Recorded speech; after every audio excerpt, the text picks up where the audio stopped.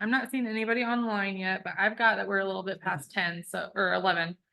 So I think we are gonna go ahead and get started. So, I'm gonna, just so you all know, I'm gonna run this just like I don't know any of you. Just as practice for hopefully doing more trainings and more classes. So I apologize for anything that you already know or have already heard me say, but I think it's important to practice like we always want to do it, right? So that being said, my name is Lauren South. I'm an agent with Keller Williams out of Columbia City with the Farrell Group. A little bit about me and my, I guess, criteria or the authority that I have in real estate that causes you to want to hear anything that I have to say, is that I've been in real estate for just 3 years with my license, 3.5 years, in the business as a whole. So I actually got the really awesome opportunity when I first started in the business to be an admin for the first 2 years, to our team leader. So getting to be in his 80 some deals a year, plus doing my own, was just invaluable experience and learning, and helped me see the detailed side of things, but also helped me see a lot of things that go wrong. But I also got a very full bird's eye view of what a business looks like that's based on relationship and referrals.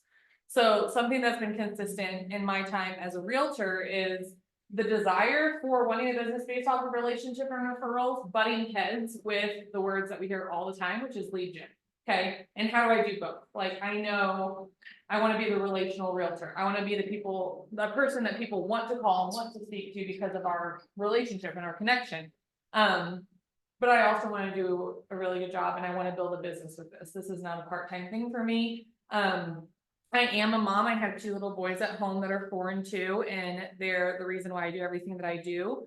But I do know that I'm a better mom when I'm also able to work on a business as well. So in order to have business, we have to have leads. We have to have business coming in. I can't just sit around and wait for people that I know to call me and ring my phone, right? So that being said, I've started to really this year try to practice more of the basics. I mean, the things that we hear all the time, right? That none of us want to do, the cold calling, door knocking, and really the only way that I could start that for myself was to pick what seemed most attainable with my schedule, and just start doing that really, really well. I'm not even going to say at a high level, it's just being consistent with what I'm doing. And really that's DTD2. So DTD2, if you haven't taken Bold yet, we'll talk about that a lot in Bold, kind of like the base layer foundation of the actual activities that you do. But it's pretty much taking your sphere or your database, not even your sphere, your database, and breaking it down into 13 weeks. So it's pretty much 2 letters, right? There's 26 letters in the alphabet, right? So 2 letters every week for 13 weeks ends up putting you pretty much quarterly. And this year I've just really been trying to reach out to my people quarterly, if nothing else, be top of mind. So I only say this because we say a lot of the same things over and over again, right? Like I said, I've been in this 3.5 years. I've heard a lot of the Kellerisms many, many times, and I think they have so much value. But I think until you I know that until you switch it to, I'm gonna do the stuff that I keep hearing about, that's what's gonna help grow your business. We can grow in other ways. I always say experience can be many different ways. Like you could have years of experience, you could have a sales experience, you could have mentorship experience. Like it's hard to define your experience in real estate. So there are many ways that you can grow, but until you get to the actual basics and do those and have that mental mindset switch of I'm not above doing these basic activities, I think it's gonna be harder for your business to grow quickly. That's the cool thing. You get to grow it how you want to grow it when you want to grow it. So if nothing else, take that as my encouragement heading into this of I'm gonna say a lot of the basics. I'm gonna ask some questions. I want a little bit of like back and forth to hear what you guys have been doing too, because I don't get the opportunity to hear what everyone here is doing very often. But I hope with you leave with just a couple of nuggets that you know are extremely applicable to how you do your listings, in hopes of your listings bringing you more listings. That's kind of the point of this, is a step-by-step checklist to know that you're capitalizing as much as you can on every listing that comes your way. I was just listening to a podcast on the way in, and they were talking about how in real estate, our listings tend to be like, I think they said an Easter egg hunt is how they worded it. Doesn't really make sense to me, but that's what they worded. Of like, you might have 3 at once and then nothing for 2 months, and then 2 and then nothing, and then 1 and then 4, and you lose that consistency. And I think we would all want consistency in our business. So how do we get that? And we know it's by doing the same things over and over and over again, right? the cool thing about real estate is we're always working with different people. So I try to remind myself, even though I'm sitting here making the same call, I'm not making the same call. There's a different person, there's a different soul on the other side of the line every single time who has a different story, a different need that day. So if you're someone like me who needs a system, just know that you can run your system and still have excitement to your day and still have purpose to your day just by who's on the other side of your system. I'm gonna pause and say hello to everybody at Zoom. Be sure to take really good notes today because I do not have a PowerPoint. So first thing that I want to mention to wrap everything up into kind of a nice little bundle of who you need to be for people to want to list with you. I just heard this week and I think it's really good. So that it's an acronym, and it's the acronym. I knew I was going to do that. It's the acronym RAVE. Has anyone heard the acronym RAVE before in a sense to real estate? No. Okay, we're gonna do a little guessy game. When you think about real estate and when you think about everything that I just said, what would your guess be on what the R stands for? Relationship. Yes, Paul got it. It's relationship. Very easy. It's not realtor or real estate. It is relationship. I'll give you the A and the B, and then I'll have you guess for the E. But for A, it would be the authority that you have on the topic and on the subject. People want to know that you know what you're talking about, right? So you need a certain level of authority with that. And V would be the value. And E, anyone know what E would stand for?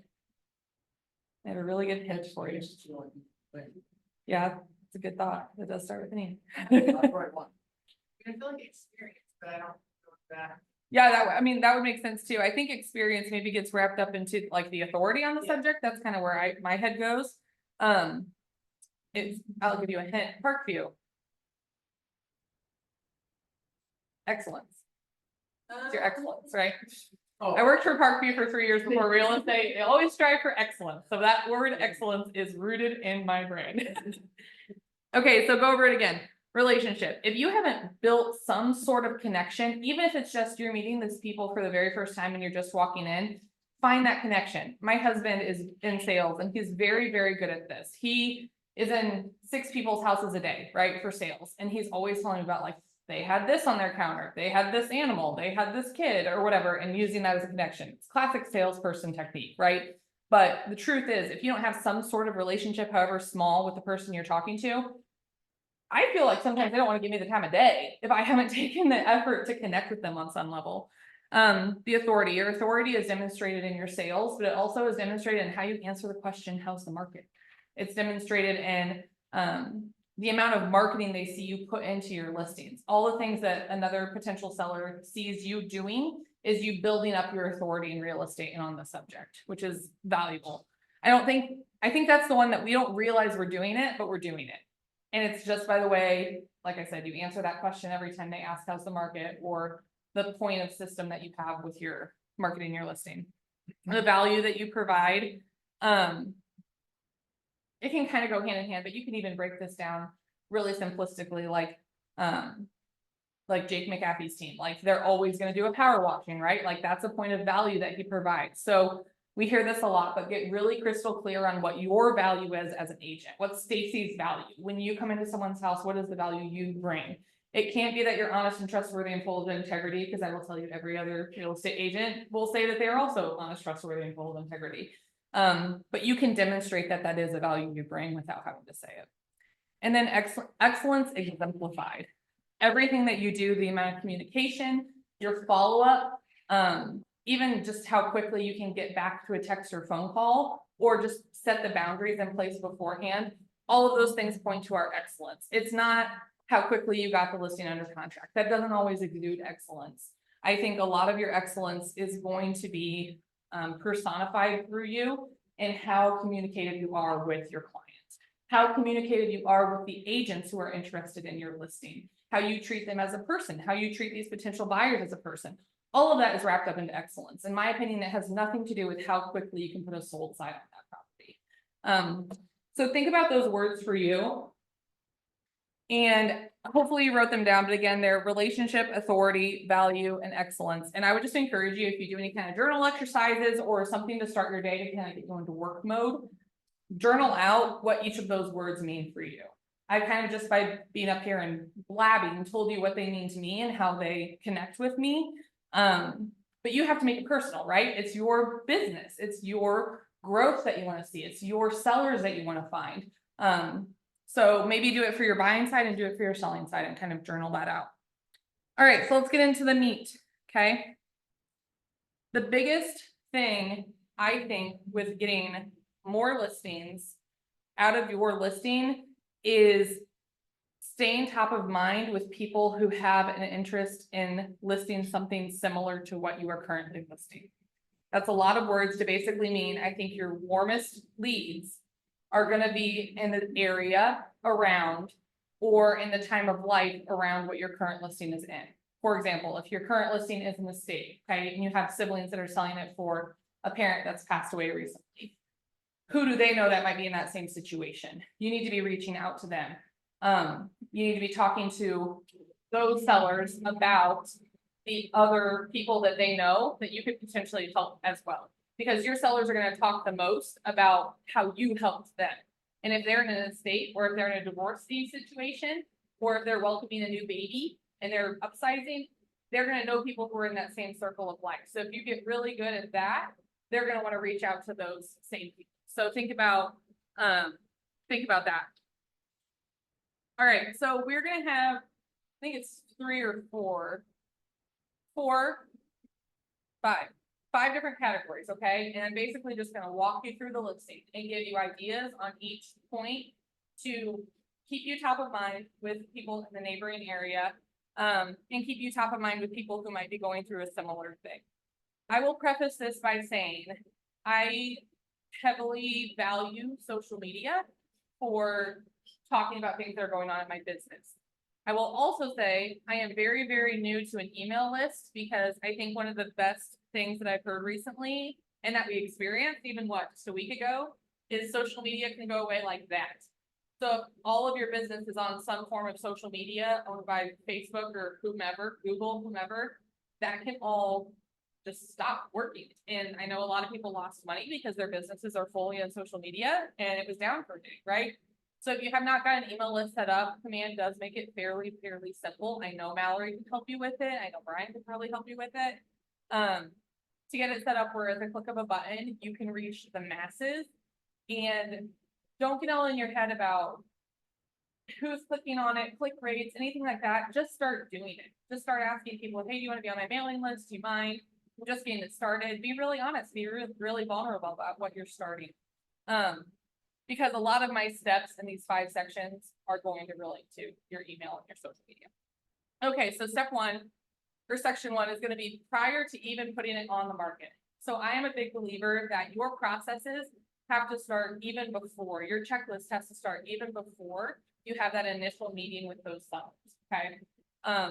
There are little things I like to do because part of who I am as a person, I won't even say my brand, but part of who I am as a person is I'm a gift giver. I get a lot of joy out of giving people something. So you can figure out what it is for you. Is it mailing over a pretty box with all the documents before your listing appointment? You know, what are your steps prior to an appointment? It could be a little gift, like I've seen people do painter's tape and like packaging tape and like some Sharpies for like, here's some help with your moving, let's get you moving. So think about even before you're at the appointment, what you're gonna do for yourself. But prior to the market for my listing, one thing that you can do is prep your just listed mailers to the neighborhood. So everything that I'm gonna say, you can have a template for it. I'm at the point, I have a template for my just sold, a template for my just listed. When it's a simple postcard mailer that I'm sending through Command, I don't care if it looks the same with different information. In fact, I want it to look pretty much the same with a different picture of the house and different stats or even a little story about why it's coming to market or something like that. Obviously within reason, you don't want to share too much information. But my point is, it's okay to have a template. Your goal is to make this as easy as possible. So once you prep your just listed mailer the first time, my hope would be you could go back to it for the next listing and just plug and play and have it ready to go. So you're not sending it out yet, but you have it ready to go. Some other things that you want to do prior to getting it on the market, and I don't see a lot of people doing this one, is and I'm not great at it either, but get photos and video of you living at the property. because people don't want to see you sell. I feel like every real estate video we see, while they're good, they're the same, right? Okay, you start outside, you talk with your hands, you turn around, you say, follow me, you open the door, they're all the same, right? So let's think about this differently, okay? When people are seeing the house, they wanna see you living in the house like they would be living in the house. They wanna see you with your mug of coffee on the back porch. They wanna see you getting out of your car in the garage and walking into the house through the garage entry, right? Make it different in that way by showing you actually living it and not selling. Because once people aren't dumb, right? We're realtors, we're gonna see the same social media content over and over and over again, it's all our realtor friends. So I do have to keep in mind that sellers aren't seeing that video as many times as I am, but eventually they will realize that all those videos are the same. And unless they're specifically interested in that type of house or in that type of area, they're gonna click right past it. So I know there's some realtors in our area who are doing like super fun listing videos and they might feel over the top, but if nothing else, they're getting people to stay on that video and watch the whole thing. So think about how you can do that with your listing. Okay, what's something you would be doing if you were living in that property? And it could be as niche, like it's on a golf course and you play golf and you know, take a video of you on the golf course in the back, which is the backyard. Make it as niche as you want. But just think about living versus selling would be my encouragement for that. And like I said, get photos for that, get video for that. The best time for you to get your marketing content is before you hit the property or before you hit the market, in my opinion, with your listing. So even if it's you telling your sellers, hey, the photographer's gonna be here for an hour, do you mind, is it okay with you if I take an hour after that just to get some content for my own social media and emails? They're obviously gonna say yes. Okay. Last thing I would say is prep ahead of time for your open house. So when I went to family reunion last year, I went to a really awesome breakout session on open houses. And it was an agent from Australia who had gotten married, came over, moved to Oklahoma with her husband and knew no one. And she's built this, you know, obviously $1 million business doing open houses. And she had her whole playbook, her whole list, and for the life of me, I cannot remember her name, and all I have is the notes from that I've been trying to utilize. But my point to all of that is she gave me a really good idea for the justification behind, like I needed justification to make my open houses special. Because we all know not every open house is gonna have people that are at it, right? So the two things that I've applied that have helped me justify having an open house for every listing that the seller will let me have one is it can be free office hours. If I can't work because people are in there, those are leads that I could be dripping. And it's an opportunity for me to stretch my brain. It's an opportunity for me to just get people in the house, if they're neighbors, if they're friends, if they're vendors, get them in the house and see Lauren South, the Farrell Group, Keller Williams in one place. Because how many times am I gonna have the opportunity to do that in person? Almost never. Like social media is what I rely on for that, right? So with your open house, you have the opportunity to show who you are very quickly with not a lot of words. So things that I would recommend getting ready are have your basic flyer template for your open houses that you can again plug and play. I think the buyer, their eye wants to see, or at least this is me, okay, maybe a high D and the disc would be different than this, but I want to see something that's aesthetically pleasing, tells me what I need to know, and makes me feel good. So when I do my flyers, I keep all of that in mind. Does it look like me? Is it easy to find information on? And does it look good? Is it aesthetically pleasing to my brain? Someone might have the volume on. So if everyone can maybe go on mute, that would be great. So get your flyer template. My color is red, okay, Keller Williams, I know that's easy, but like part of my brand is red. So when I went out and got snacks for my open houses, I found all the red snacks I could find. Okay, I got like 3 red snacks, 3 red drinks, put them in pretty little cute $10 Walmart baskets, and they're non-perishable basically type stuff. So I just use them over and over for open houses, and if they don't get used at one, no problem, I take them to the next one.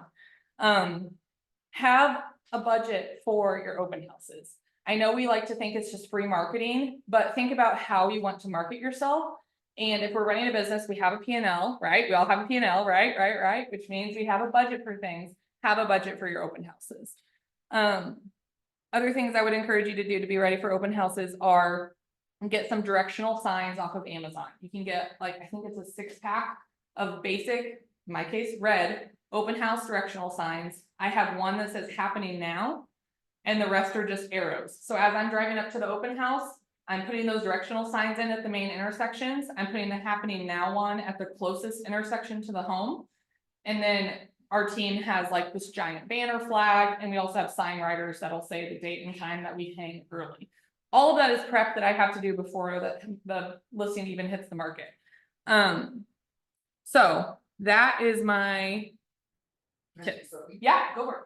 Not just for, I mean, everyone thinks this is, those signs and everything are to get people to come to the open house, they are. But it's also for our sellers. We want our sellers to know we're doing those things, and we want the neighbor down the street who's thinking about selling this spring to say, wow, the other guy down the street didn't put up any signs or do any of this stuff in the open house. Look at all the stuff Warren's doing. And all of that stuff helps. And the people that do see the signs that walk in might have a house to sell, and they're saying the last open house I did and went to the other neighborhood, I had trouble finding the house. And all of these things have other reasons. The first one's most important, getting people in the door and picking up buyers, but keep in mind everyone else is watching what you're doing. Yeah, and I will say the times that I've been rushed and I haven't got to put directional signs, I don't have looky loop. Like, I don't have people just walking in and giving me the information. When I do the directional signs, people are like, oh, we were just on the drive and we saw it, we figured we'd swing in, and hey, now I've got their information. So any thoughts, comments on prior to the market? Suggestions? What do you guys do prior to the market? Yeah, right. Do you do pre-listing questionnaires? On visibility here, goes back and forth, do we send it ahead of time? Does it scare them away? I don't know if anybody in here uses it. I have one that I have not used. I haven't, It's not how it works, like, yeah. it's there, but you never like get it off the shelf. I do have, I take that back. I do have one listing that's coming up where at the listing table, at their dining table a couple months ago, they actually were so vocal in what they loved and would miss about that house that I was like, hey, I actually have a form. Would you mind putting down your top 10 things that you loved about living here that I could show people? And they were like, oh my word, yes. Like and that was just something that kind of felt out. So maybe that's the answer to it, is like, if it feels good, it feels natural, and you've got someone who's filling out every single form and they're just vibing off every single form, send them that one too. So I feel like that kind of answers all the questions I want to dive into during my meetings with them. So I get there, what are we supposed to? Yeah. Oh, yeah. It is, so, I don't know, I just think I like the sit down meeting so much, I'd rather just have these conversations. Yeah. There, so for me, I feel like that works better, but I get Yeah. the concept of pre-listing questionnaire. Can I ask when you send that? Like, We did, I don't send it, that's what I'm saying, we have it, it's like, we don't have like a system around like, sending it. When we originally drafted it out, we talked about sending it 2 days ahead. Because then it's not too far ahead, because if it's a week ahead, then it's like, I got time to get to it. When it's like 2 days before, then it's like urgent enough, like, let's just get it done. Yeah. Maybe it's like when discussing this or talking about, or it just helps guide the conversation. Exactly. So I do have a pre-listing presentation that I send via email. Yeah, and it kind of has like, here's what to expect, and it's 4 things. And that's how I kind of use that, get them in the mentality of like, I need you to be ready with this answer, but I don't necessarily need you to write it down for me. I also know myself as an agent, I thrive best face to face. My turnover rate, my retention rate is best when I can get in front of people. I know one of my strengths test results is, it's a woo, it's winning others over, it's first impression. So if I can get that first meeting, I'm okay if it goes an hour or 2 hours. I know there are agents that are like 30 minutes max, in and out.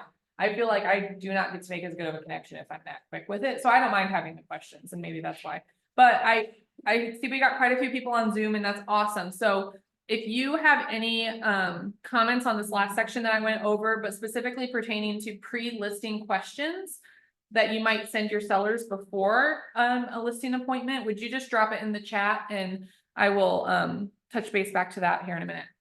Okay, so let's go into just listed. Your property is on the market, okay? You're waiting for those showing requests to start flowing in. What are you gonna do? What do you need to do? I hope that we're also at the point in our businesses where when we get a property that hits the market, we're excited. Okay, I'm not naive enough to think there are agents who are probably just like, okay, it's going live today, and they just are so busy. I'm still definitely at the point where I get excited about my listings because they don't come super, super, super often.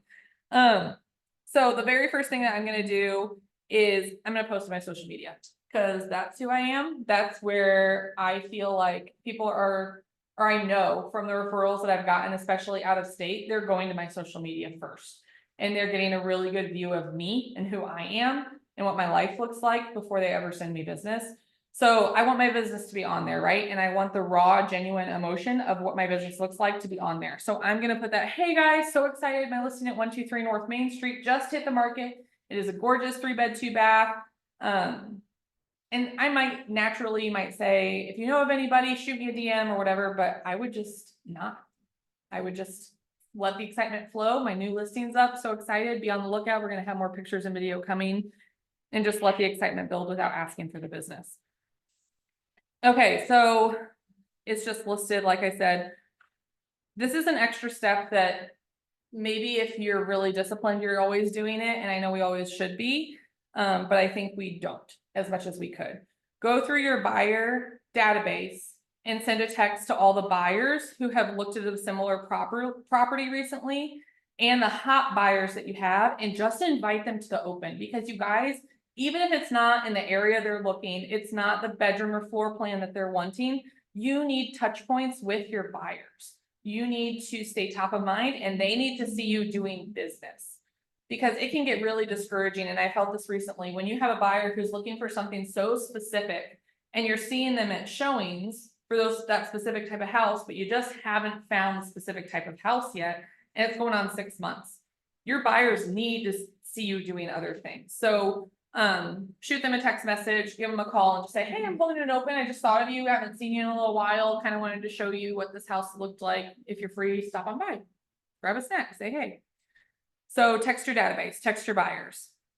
And I would say go a step further, and if you know an agent in the area that you're listing that does a lot of business in that area, text that agent and say, hey, I don't know if you saw, but this property just went live. I'd love if any of your buyers pop by the open, or hey, even pop by yourself, because agent to agent networking is so important.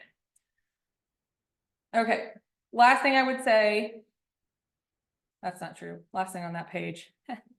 Another thing you can do that has really good turnout on a social media platform is a live video. So I personally like to do my open houses basically right when the listing hits the market. So if I'm taking my listing live at 4 o'clock, I'm gonna do an open house from 5 to 7 that same day. The goal of that is, for me, any agents who see that are just gonna send their buyers from the get-go, and I'm gonna cut down on the amount of scheduled showings because I have people walking through. There's a high percentage of showings where people just need to see it with their eyes, and then they know whether they want it or not, right? Because of Brittany Fishbach, I do still require that the agent writing an offer come see the house if they're going to write an offer. That's just a personal thing, because I know how I felt in the past when my buyer went to an open house and then they wanted to write an offer, and I'm like asking them questions that I felt like I shouldn't be asking, being the one writing the offer. So think about that for yourself. Maybe talk to Brian or Lee or somebody and just think about the liabilities behind that. But you're going to do an open house in the hopes of getting a lot of buyers there early. Think about if you're going to be requiring their agent to see the house first. And yeah, I've got all 3 hands. No. I saw Frankie, I saw you first. No, because I know, so you're saying you have the agent walk through it, so not necessarily have them bring the buyers, because I know there's like a sight unseen form. Yes. Like, so. in So the that sight situation- unseen, yeah, to the sight unseen to me is the buyer hasn't seen the property. Okay. So But you still would like at least the agent to walk through, so that way they. Yeah. Gets probably some of their questions answered that they would normally. ask you. absolutely, yep. And they can see things. Like when I go through a house, my goal is to point out the things that I know are gonna show up in inspection and tell those things to my buyers so that when they do show up, they don't. So that's, I guess, where I'm coming from is you don't. Yeah, I mean, I would never, well, I don't say never, cause I have some investors that are just like, nope, that's what I want, just, you don't even have to see it. And Oh, like, they're different, but like, buyers that I would consider not, like, yeah, the investor mindset. I don't think I would ever let one of my buyers write an offer on a house that I haven't walked through. Which is great. I've been with investors, I'm like, are you sure? And they're like, no, just write it. but whatever. Yeah, But like with buyers, so yeah. that makes sense. And there are agents who don't think that way. So that's the point I'm saying is like, if you are an agent who just lets your buyers walk through an open house and then you're like, oh, you wanna write an offer? Awesome, I'll go ahead and write it.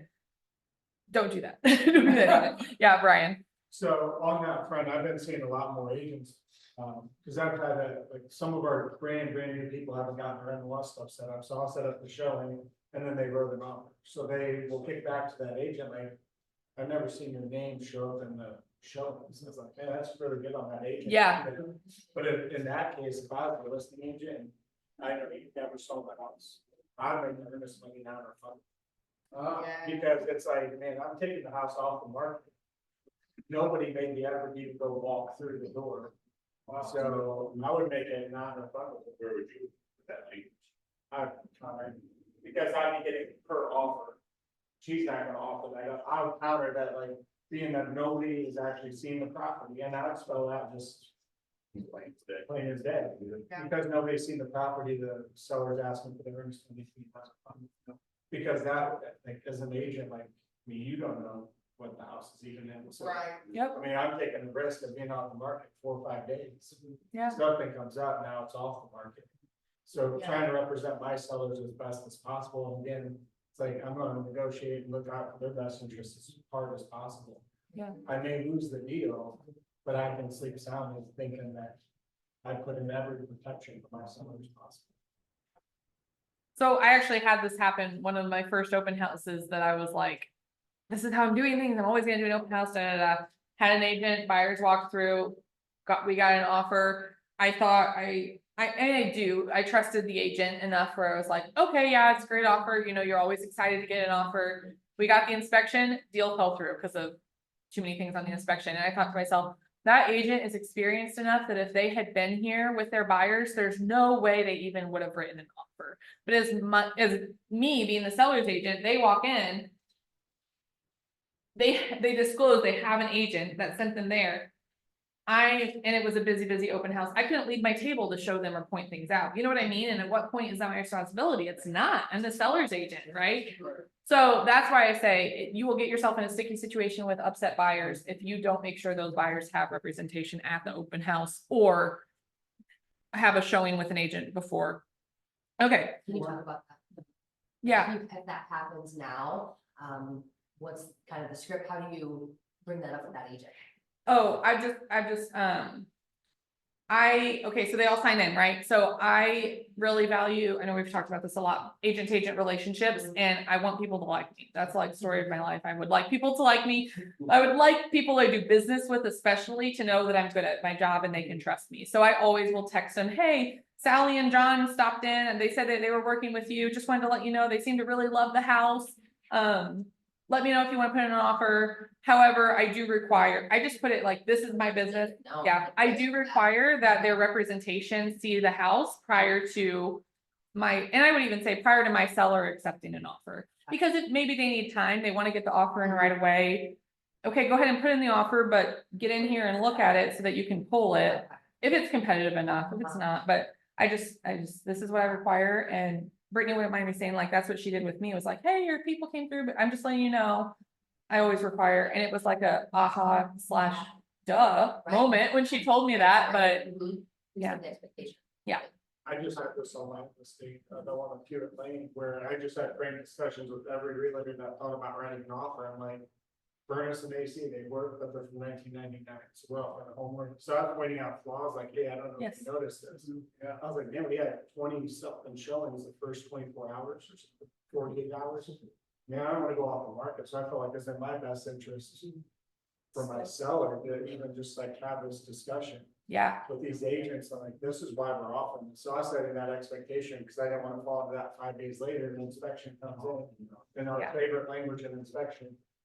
But nearing the end of its useful life. It works. You know what I mean? But I'm like, just, we don't want you backing out. because of Yep. That language. This is, Yep. so I was just being very upfront. The Yeah. Agents almost like appreciated that. They're like, oh, I did notice Yes. that. That makes sense why you're offering this. It's like, great. So I feel like I did the best. We ended up getting 5 over asking. yeah. You know, but I think it was just having that open, honest conversation Oh, yeah. with those agents. You made the process for your sellers so much clearer and smoother by disclosing. I commented on a Facebook post the other day, disclose, like Well, there's what you 4 can't be years. sure of. So it's like, we're starting to, like, our people we're buying a house from are contingent on us buying their house to buy a house in Huntington. And then those people in Huntington are contingent upon selling that.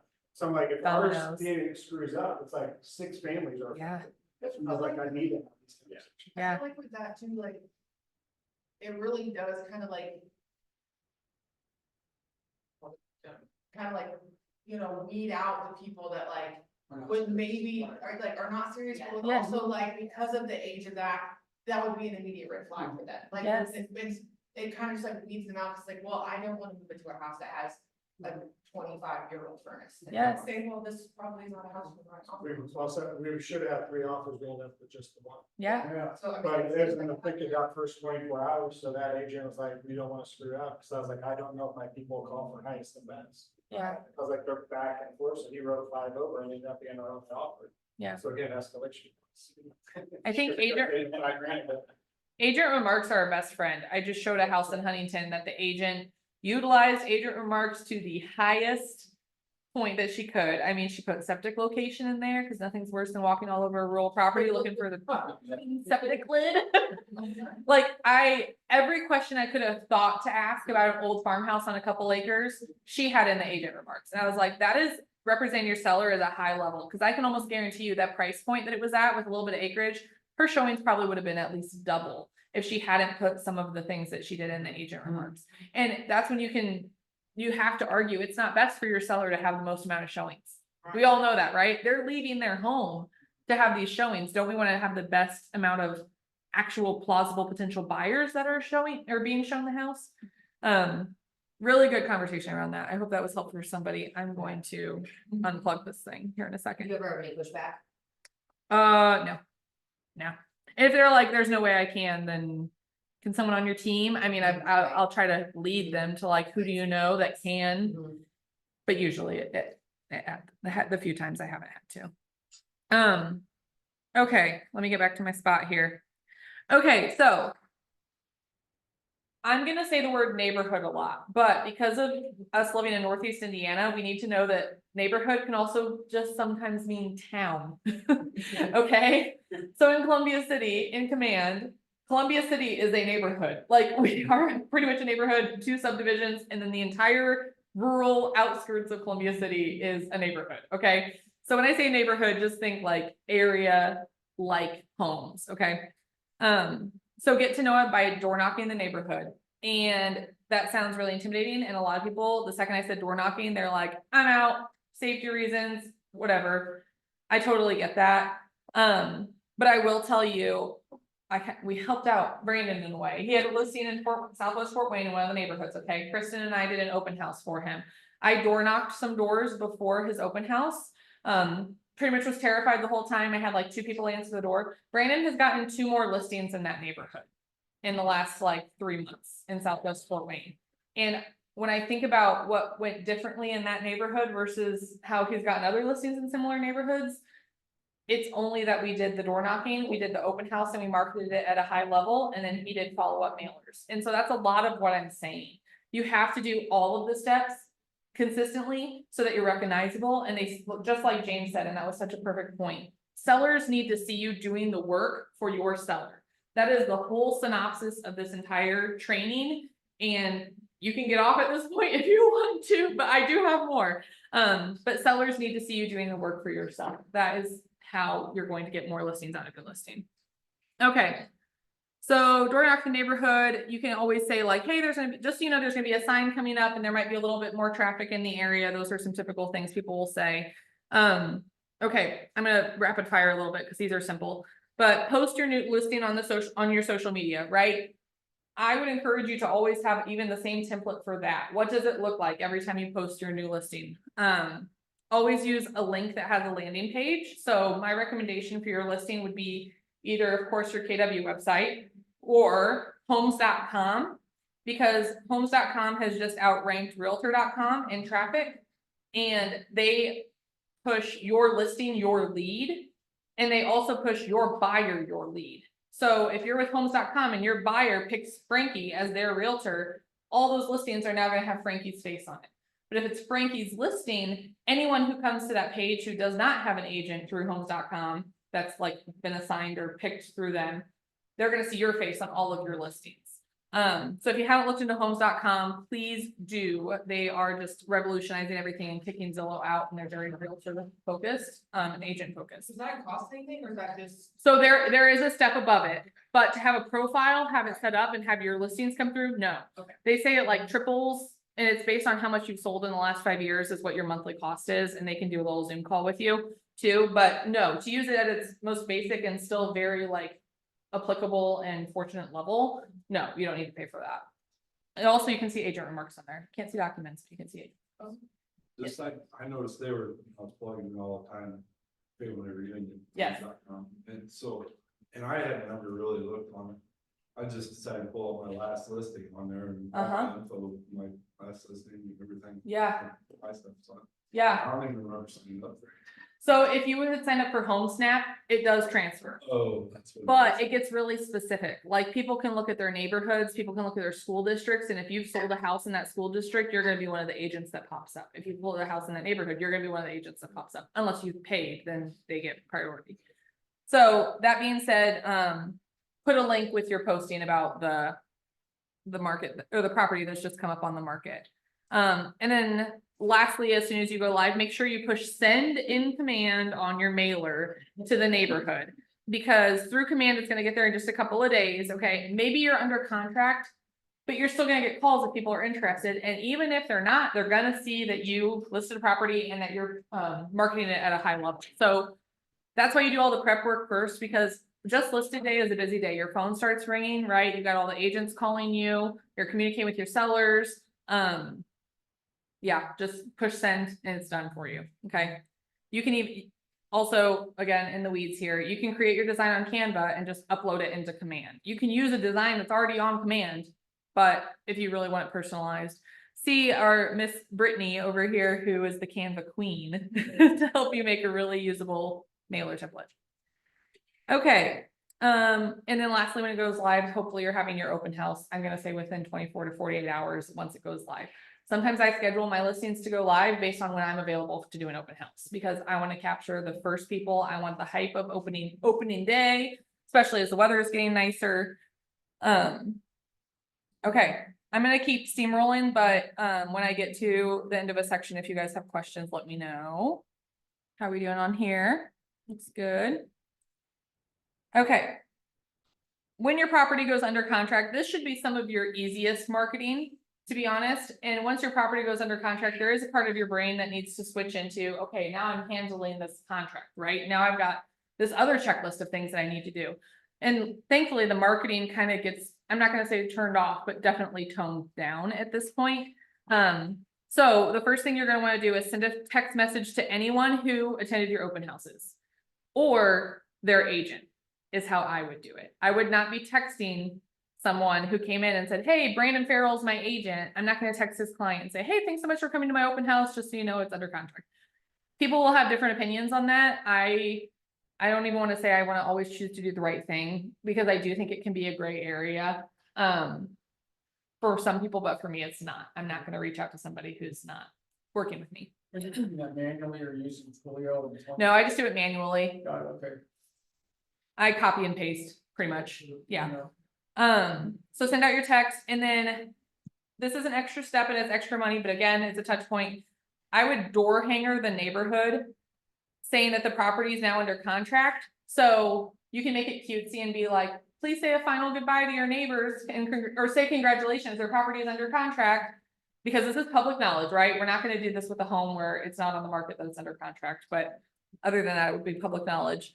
But you're also capitalizing on opportunities for any buyers that missed out. So if you did get multiple offers or even just had lots of interest, there could be other houses just in town or in neighborhood that buyer might be interested in. So you want your neighborhood to see how quickly it went under contract, or maybe it didn't go quickly, but they need to know there are buyers out there for their houses, right? And the last thing I would say, again, this is just Lauren, make a video of your excitement for your property going pending. I think if you're on social media at all, you have seen people saying, just sold, just pended, all of that, those are out. Like, that's not what people wanna see. That's not what they connect with. I think, or I know the value of video, and the connection that it makes with people, so I will almost always choose to do that. Either hand in hand with the little just sold picture or on its own. Okay. I know we're getting a little bit short on time. I just have 2 more in sections. So when the property goes clear to close, when your property is clear to close, what do we know as realtors? It is not sold, right? It has not been officially sold, so don't act like it is. But we can prepare, okay? So for a personal touch, I would prep and handwrite out some congratulations cards. Again, this is just who I am, part of me. I always want to send a thank you card to the lender, the other agent, and then my client. I think if you can do that at every closing, you've got to be in like the top, you've got to be in like the 1% of agents who take the time to do that. And the amount of feedback that I get on that piece, I had one guy say a lender say I'm very classy for sending a handwritten thank you card. And if you want to get on my good side, call me classy, because I think that is like one of the best words to be called. But people just don't do it, and maybe I'm not 30 yet, but maybe I'm being old by saying write a handwritten card, but set yourself apart, show your gratitude. You wouldn't have gotten to the closing table or be ready for the closing table without those people, regardless of how poor it might have gone, right? There's always something to be thankful for, even if it's just thank you for getting this to the closing table. Get your closing gift prepared. Again, gifts are part of my brand, so I'm always gonna have a closing gift. And I have closing gifts that I can grab and go, but for me, I'm constantly watching and listening to something with my clients that I can get something really personalized to them and really close that relationship. So I would encourage you to do the same. Have something that you can always have. So in a pinch, you've got that in a gift card, but be on the lookout and see what's special and important to your client, especially if you're selling their house, right? Like they've got a huge board game room or closet. If they have a lot of bourbon on a shelf, like there's things to look for in a listing that will help cement that relationship and make you who they refer to others. Last thing I would say is prep your mailer for your just sold announcement. Stick with your brand and make it recognizable. Make it similar to the mailers that you've already sent. Okay. Yeah. Quick question. Yeah. And I feel like I've asked this before, but like, for, like, let's say, like, for my sellers, Mhm. we're closing tomorrow on the house they're buying, well, their house they're selling and the house they're buying. Mhm. But they have 7 days to like move their stuff to the new house. Okay.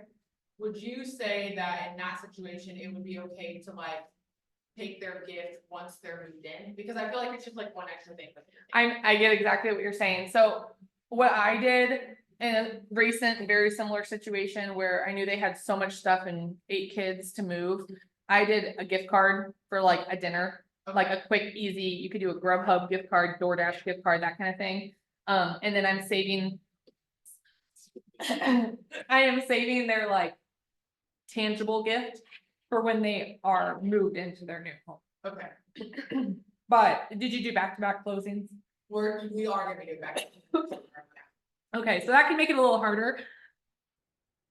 Even when it's back-to-back, I still kind of plan the value of 2 gifts in my head. Yeah. So that, I guess that's what I'm saying is maybe split it in half. Give them something that they can use in those 7 days that's really valuable to them. Maybe buy them moving boxes. I don't know, something like Well, that. they do have 3 kids, so then probably the dinner part would be good. 'Cause, like, Even a girls- movie gift card. Yeah. Maybe there's a movie out, like I know that Kung Fu Panda, whatever, just came out. Maybe grandparents can take the kids to a movie while mom and dad pack the boxes up, or Science Central or something like that. I'm giving all my ideas, No, but that's, it's good to ask them, because yeah, I think part of me is like, well, I'll just, because people are moving, like they're. yeah, So part of me thinks like, well, I don't wanna add one more thing. Yeah. Take it with them. I agree with that. So like I do. something smaller, cause there's times where I'm like, well, gift card might not seem like I really like put the effort in. You know what I Oh, mean? yeah. But I remember like one time, like this buyers out of state, I just showed up with like pizza. Yeah. Like while they were moving their stuff in, and they Oh, were yeah. just like, thank you so much. They're like, that was floored. Super helpful. Yes, So something like that. yeah. I will I say. typically for sneak me, the gift sense into your of new getting in house. our own head. Don't get in your own head. Like, they're gonna be so grateful. Don't overthink it. I always like a handwritten note with the gift card, showing your appreciation. Nobody's gonna second think that. Nobody's gonna think, where's my doormat? You know, like, they're gonna be thankful for something that's actually helping them and servicing them. And I will also say, I've moved 4 times in the last 3 years, and every single time I've packed and unpacked, I'm purging. So if your gut is telling you that for this family with lots of kids, they just don't need more stuff in their life, use that as your guide to whatever you're gonna be gifting them, because you know that about them, right? Like, you feel that and you know that strongly. Okay, I so get your sneak it closing into their gift. house. I sneak it into their new house. So they don't have to worry about moving it. I just put it into their new house. So Yeah, it's that's already there and they're perfect. surprised. So I love that. Yeah, Brittany said she just will sometimes put it in their new house. Yeah. Or even get it delivered when on a, you know, like Yeah. you could do like Home Chef meals or Home Chef gift cards, so that when they're in the new house, they can do a couple weeks of like prepped meals. Mom of 2, I would absolutely love that gift. Okay, last section. Thank you guys so much for your time and your attention and just being great. But okay, the S word, sold. We are here, we have arrived, papers are signed, ink is dried, everyone's left closing, everyone's happy, right? Because that's how it goes every single time. Click mail on your just sold mailer. Get that out as soon as possible. I didn't put this in here, but I just thought of it, so I'm gonna say it. Click send on your please review me email. Okay? Brandon has taught us that the highest and best emotions, not all the time, right? We know people aren't always selling for happy reasons, but most of the time, the best time to get that really good review captured is when they're still thinking about it, which is the day of closing. You wait one more day, they've put into moving mode, like they are no longer thinking about you, really, unless something goes wrong. So get your review email sent out. I would recommend having, I don't have a business page for Facebook, so I don't push Facebook reviews. I just don't. I focus on Google reviews first, and then my Zillow and my Realtor.com, but I am switching that, and it will be Google, Zillow, and Homes.com for where all my reviews are. Your reviews are a marketing piece. They're content when you don't have anything else to post, but they're back to rave, right? They're your authority in a lot of ways. People's reviews that are not coming from your own mouth are what is selling you to someone else who might want to use you a lot of the time. Or those out-of-state agents who are looking for someone to refer. They're reading your reviews, right? Okay, put your sold sign up on the home, make sure people see that, even if, I would really encourage you, even if it's so convenient to go past the house and get your sign that day, because you're already there. I think it's important for people in that neighborhood to see that you sold the house. It is sold. So do your best to plan a different time. You can come back and grab your sign and leave it up for a couple of days. Always communicate to the new buyer's agent when you're gonna plan to pick up your sign too. So that way that's not a question later that the buyers are bothering the agent for the sign that's in their yard. How many days do you typically leave it? Like 2. 2 days. Yeah, 2 or 3. If I know I'm gonna be in there on the 3rd day, I'll get it on the 3rd day, but I don't try to do any longer than 3.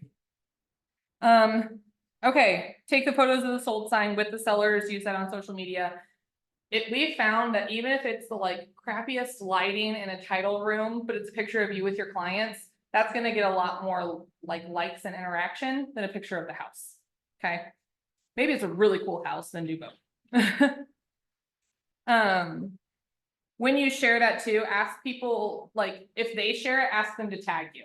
Don't be afraid to do that. Hey, if you want, I'm gonna post this picture to social media, so you can grab it and go ahead and share it and tag me in it too, so I can see that you shared it. Mail out your thank you cards that you prepped for the lender, the agent, and your clients. And then lastly, I already said reviews. So the last thing that I would say, and again, this is something that I think is going to set you apart, take the time to, I'm gonna say type out, because let's be realistic, type out and then hand sign a personal letter to the neighborhood. And what I mean by personal is personalized to your listing, okay? So this is where I want to share the story of the sale, and I might go into some like statistics too of the number of showings, the time that it took to sell, maybe the amount of money over list price or something like that. And then if I have a review that I got quickly, I can put the review in there, I can put the picture on there. make it like a letter somebody would want to open with enough information and bullet points that it's digestible and short, but it's also, oh, they sat down right after closing and put this together. This isn't something that's a template, right? This isn't a drag and drop a picture and go. It's more like, hey, I'm Lauren. I just want to say thank you on behalf of my sellers for being such great neighbors to them.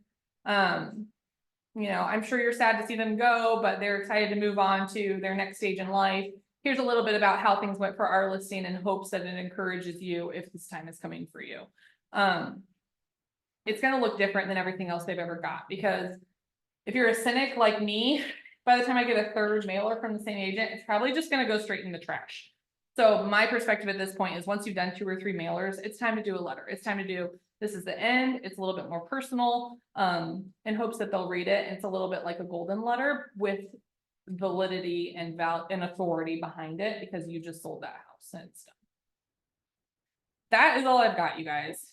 I hope you learned something. I hope if nothing else, it was really good conversation. The biggest takeaway, if I could wrap it up, would be rave. Remember your relationship, your authority, your value, and your excellence when it comes to being a realtor for your sellers. And then you will stay top of mind, and they will either become a client or take the next step to see what it's like to work with you and give you that opportunity if you can master those 4 things. Lastly, put your steps together. Okay, break it down before it's listed, when it's sold. Just start there with those 3. This is what I commit to doing every single time. Even if you are a busy person like our friend James or Brandon, or I don't know, somebody else like that, I still think this is one of the most simplistic things you can do, because you can leverage it out and have someone else do a lot of it for you. Okay. That's it. What comments, any questions in the chat? A couple minutes. With the letter, so you type it up, print it off and sign it, Mhm. and then when you go to mail it out, you just, how do you do that? Because obviously, if it's command, you just go find the address. Yeah, so I'll go on, well, okay, so we use Beacon a lot, Oh, but okay. it would be like the GIS, I Yeah, guess. yeah. But I know Beacon, like, it'll give me a list of all the addresses and names. I always printed labels, but the next time I do this for my current pending one, I'm going to handwrite out addresses. And I know it's gonna take more time, but I heard a podcast where they were doing golden letters and they went ahead and switched to all labels and their response went back to 0. Like, yeah, exactly. It's handwritten. Yeah. So someday that will be something I pay my child to do. But for right now, I will be the one doing that. In slow times, I might see if the office can do some of them, like the admin at the Farrell Group could do some of them for us, but, yeah, and then I have brightly colored envelopes. So I've got my red, but I've also got like a lime green color, because I think red sometimes looks like a past due bill. Yeah. And I don't want their first impression to be a negative one. Right. It might make them open it, but it also might be a heart attack for them. Letters are you sending? What's that? Well, how many letters, like an average, are you sending the area? I'm gonna, so the last time I did it, it was a house in town and I did like, I'm gonna say 3 blocks on either side. It was probably like 30. And until I can find a way to really make it a lot more streamlined, it'll probably stay like under 50. Because we don't have these ginormous neighborhoods either, right? But I even think like, you might do a whole neighborhood, but if it's 5 streets away and they never saw your sign, they're probably not gonna be the ones that I'm like.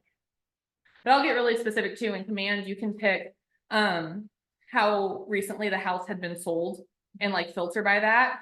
So I typically do 2 years or more. But if it's like an older dated home, you could really market to people who bought their homes like 30 years ago, you know, in the right neighborhood. So really you're marketing to more the elderly who might be looking to get rid of their home or downsize. So that's kind of fun to play with in command. Just what I know about my listing, what I know about the kind of people who sold it and bought it. Who do I really want this to go to? But then I stick with that list the whole time through. It's like 30. Yeah, 30. that just feels manageable to Like me. 30 to 50. I feel like it's above 50, like. Yeah.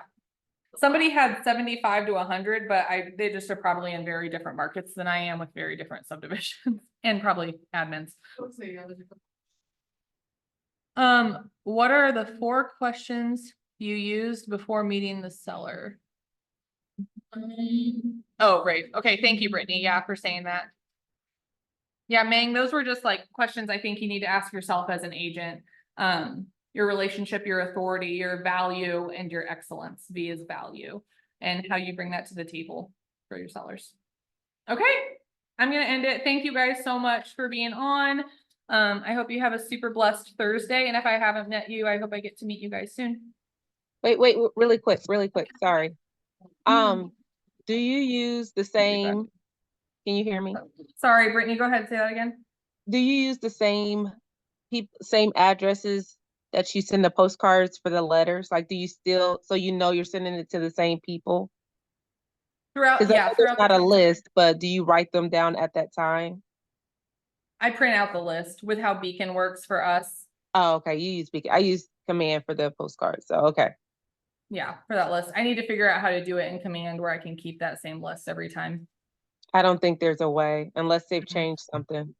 Then I would probably just say stick to the same, I do stick to the same like criteria, I guess. So like same number of years, same, you know what I'm saying? Yes, I know, yeah. I was just wondering. Thank you. Yeah. All right. Thank you guys. Thank you.